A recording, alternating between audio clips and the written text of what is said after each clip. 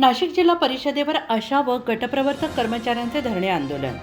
नाशिक जिल्ह्यातील आशा व गटप्रवर्तक कर्मचाऱ्यांच्या प्रलंबित मागण्यांसाठी नाशिक जिल्हा आशा कर्मचारी संघटना सिटू यांच्या वतीने धरणे आणि निदर्शने आंदोलन करण्यात आलं।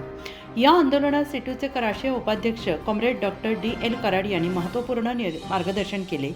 तसेच या आंदोलनाप्रसंगी सिटूचे जिल्हाध्यक्ष कॉम्रेड सीताराम ठोंबरे, जिल्हा सरचिटणीस comrade Devidas Adole, secretary comrade Tukaram Sonje, comrade Arvind Shahapure, comrade Mohan Jadhav, comrade Sanjay Pawar, Gautam Kongle तसेच आशा व गटप्रवर्तक कर्मचारी संघटनेचे जिल्हाध्यक्ष कॉम्रेड विजय दराडे, कार्याध्यक्ष कॉम्रेड बीबी गवळी, उपाध्यक्ष कॉम्रेड कल्पनाताई शिंदे, सरचिटणीस comrade Sangeeta Bhoye, secretary comrade Chhaya Jadhav, comrade Deepika Sahare, comrade Maya Gholap आदी पदाधिकारी उपस्थित होते।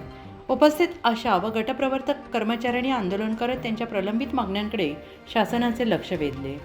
आशा व गटप्रवर्तक कर्मचाऱ्यांना मागील काळातील थकीत कोरोना प्रोत्साहन भत्ता देण्यात यावा, 4 महिन्यांचे केंद्र सरकारकडील थकीत मानधन तात्काळ अदा करण्यात यावे, आशा आणि गटप्रवर्तक कर्मचाऱ्यांना PF आणि ESIC लागू करण्यात यावी, दरमहा मानधनाची वेतन चिठ्ठी देण्यात यावी, केंद्र सरकारने जाहीर केलेली 1500 रुपयांची वाढ त्वरित लागू करण्यात यावी, आशा आणि गटप्रवर्तक कर्मचाऱ्यांना कायम करून त्यांचे समायोजन करण्यात यावे, आशा व गटप्रवर्तक कर्मचाऱ्यांना मातृत्व रजा लागू करण्यात यावी, आशा व गटप्रवर्तक कर्मचाऱ्यांना किमान 30,000 रुपये वेतन लागू करण्यात यावे, आशा व गटप्रवर्तक कर्मचाऱ्यांची वयोमर्यादा 65 करण्यात यावी, सेवानिवृत्तीनंतर 5 लाख रुपये ग्रॅज्युइटी आणि 10,000 रुपये मासिक पेन्शन लागू करण्यात यावी।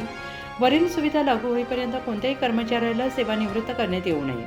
वरील मागण्यांचे निवेदन जिल्हा परिषदेचे मुख्य कार्यकारी अधिकारी श्री ओंकार पवार यांना संघटनेच्या पदाधिकाऱ्यांच्या हस्ते देण्यात आले। उत्तर महाराष्ट्र न्यूज नेटवर्कसाठी पांडुरंग विरार, प्रतिनिधी सुरगाणा पेठ।